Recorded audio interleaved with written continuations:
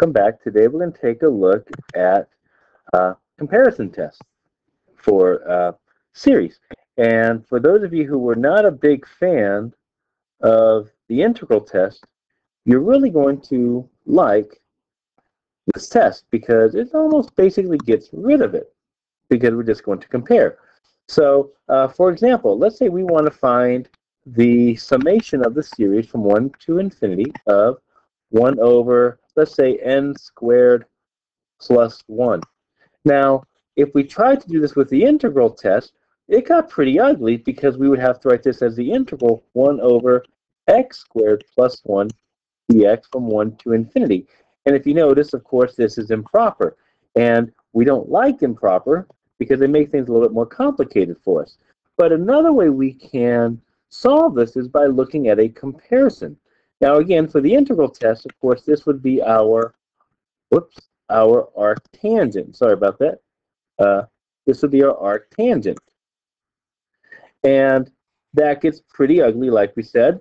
So what we're going to do today is we're just going to compare. And what we really want to look at is this first part over here. What does this really look like? And we talked about this earlier this year when we did limits. For example, like if I did the limit as n goes to infinity of, let's say, n squared plus 1 over, let's say, 2n squared plus 3n minus 1. If I want to find this limit, we said we're going to look at what matters most. And in the big picture of this thing, as n gets really large, 1 doesn't really matter, 3n doesn't really matter, and this minus 1 doesn't really matter. What we really look at is this n squared over this 2n squared right here. And of course, this becomes 1/2. This is an example of a comparison that the original function compares to just this part right here, the n squared over the 2n squared, which is 1/2. So that's what we're looking at today. It's what's called big picture. Okay? In other words, what matters the most?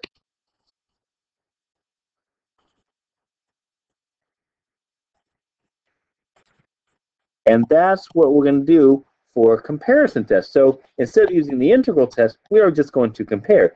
And here's how basically it works. There's two of them. The first one is what's called direct comparison.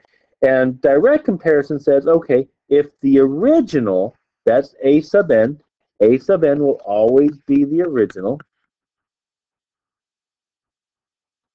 and b sub n, that they both have to be positive. I hope you guys start to recognize the pattern here. They all have to be positive. That's all the tests have to be positive. So b sub n is what's going to be called our comparison. And here's what this says. What we're going to do is we're going to take a look at our comparison function. If b sub n converges, and this says if a sub n is less than b sub n, then the original must also converge. If my comparison diverges and a sub n is greater than b sub n, then a sub n diverges. Now, there's a lot of little videos out there online that talk about these little rules. We'll talk more about them later on.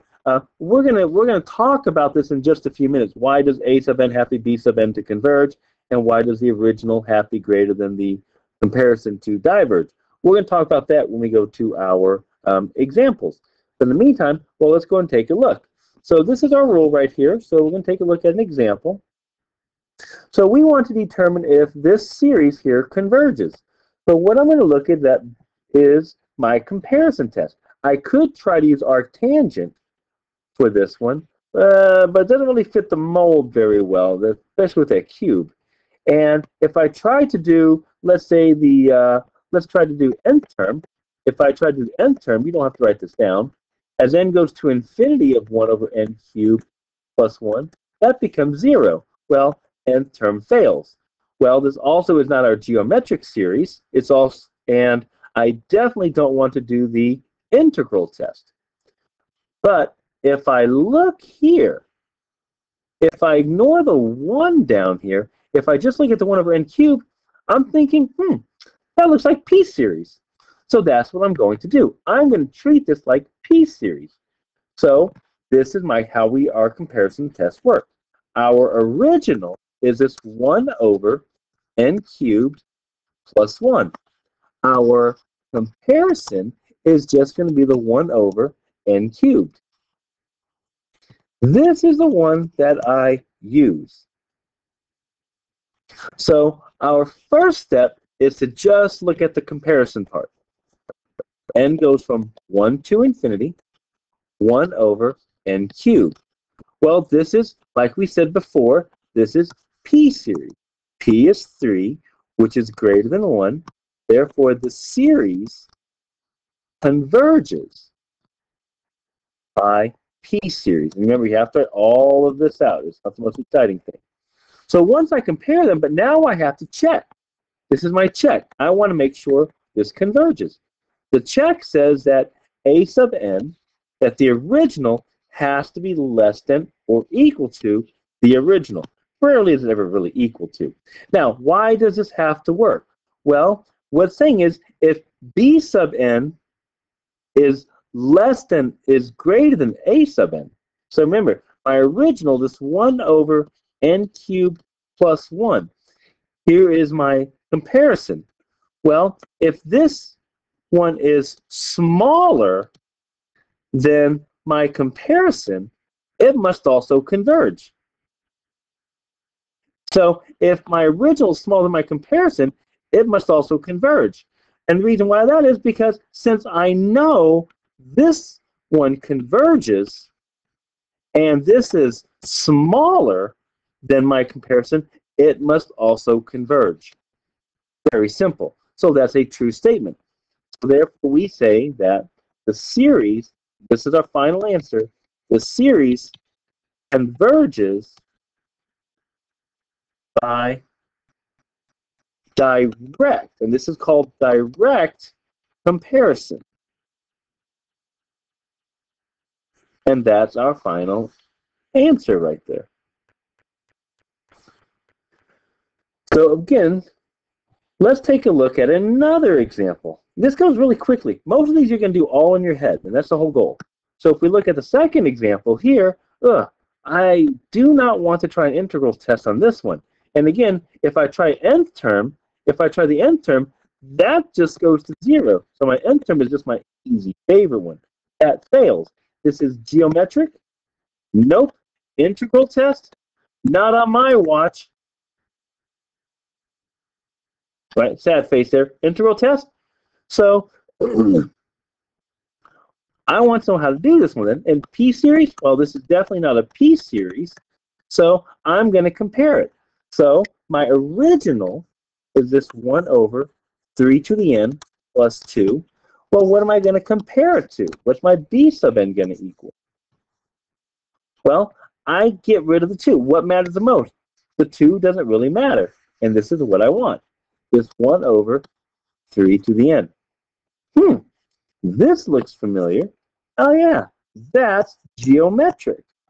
So my first step is I am going to test this geometric series that I just made. 1 over 3 to the n. And if you have a hard time with that, right, you can write it this way. To show that it's geometric, if you have a hard time with this, 1/3 to the n. And if you notice, the magnitude of r is 1/3, which is less than 1. Therefore, this series converges by geometric series test. But we're not done. This one converges. So let's take a look at part 2. The second step is our check. This is to make sure that it converges. Remember, check says my original has to be less than or equal to my comparison. And it's common sense.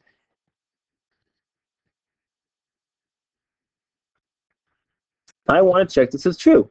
And you don't do too much of it. For example, if you just plug in like a number like 1 or 2, this always has to be less than it because I'm always adding. The bottom for this one is always big. The bottom for my original is always bigger than the bottom for my comparison because I'm adding 2. Now, what if we were subtracting 2?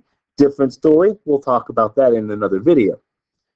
So this is always going to be true. In other words, this term is smaller than my comparison. And if my comparison converges and my original is smaller than my comparison, it must also converge as well. So therefore, we can say that the series converges by direct comparison. And there's our final answer right here. All right, well, let's take a look at one more example right here. And if you need to pause the video, please go ahead. For the next one, this one's going to be a little bit trickier. So let's see here. Again, I don't want to use any, all my other tests fails. And term fails, it's not geometric. It looks like it could be p-series if I didn't have that -1 right there. So, oh no, what does that mean? No. So, so I'm going to use, because it looks like if I get rid of the 1 here, if I get rid of that 1, it looks like we could be using p-series. So that's what I'm going to do. So this is my direct comparison. So my original is this 1 over root n minus 1. My comparison is this 1 over root n. And if we do our comparison test, n equals 4 to infinity. Think about why they had to use 4 here. Okay, think about why they'd use 4 there. This becomes 1 over root n. This is my p-series.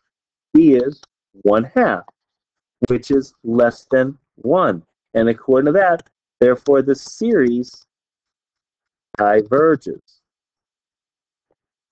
by t-series. But we are not done yet. To get finished with this one, we have to check it. Now, if this diverges, do your check. We are now saying that the original now has to be greater than or equal to my comparison. So let's think about this. My original is this 1 over the square root of n minus 1. And I want to see if that's greater than or equal to 1 over the square root of n. Well, we know that this diverges. If this is greater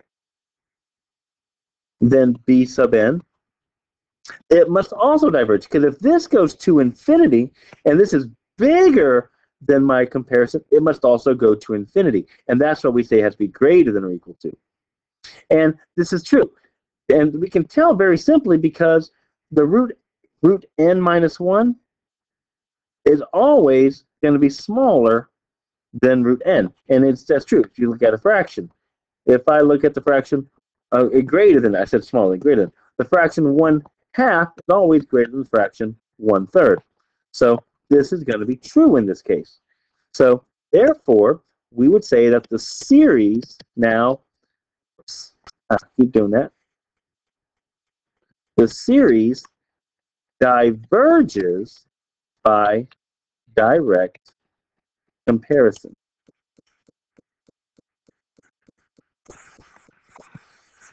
And there's our answer right there.